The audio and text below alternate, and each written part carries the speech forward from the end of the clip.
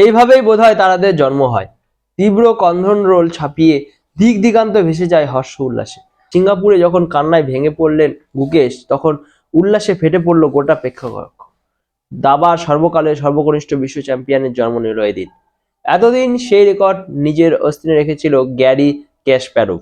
তিনি বিশ্ব চ্যাম্পিয়ন হয়েছিলেন 22 বছর বয়সে। মাত্র 18 বছর বয়সে বিশ্বের সর্বকালের অন্যতম সেরা দাবাড়ু ক্যাসপারোভের রেকর্ড ভেঙে দিলেন বিস্ময় প্রতিভা দম্বা রাজু গুকেশ।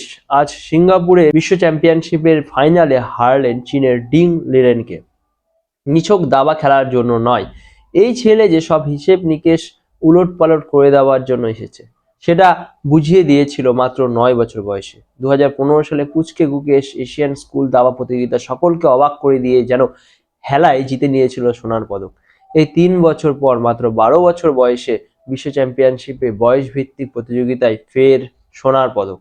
2022 সালে অলিম্পিয়াডেও জিতেছে সোনার পদক। সেই বছরই বিশ্ব চ্যাম্পিয়ন ম্যাগনাস কার্লসনকে হারিয়ে হতবাক করে দিয়েছিল সকলকে। এবার নিজেই সেই শিরোপার অধিকারী হলেন গুকেশ। তেলুগু পরিবারে জন্মানো গুকেশের বাবা একজন এনটি সার্জন এবং মা অণুজীব বিজ্ঞানী।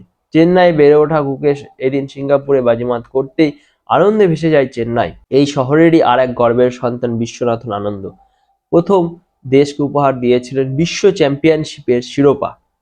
গোটা দেশ আজ গুকেশের জয়ে উদ্বেলিত। ভারতীয় মেধার সামনে ফের কুর্নিশ করে যেন দাঁড়িয়ে আছে গোটা দুনিয়া। চাক্ষুষ করছে মগজের দুনিয়াকে, শাসন করছে। আজ সিংহাসনে আরোপণ করলেন এক নতুন নৃপতি।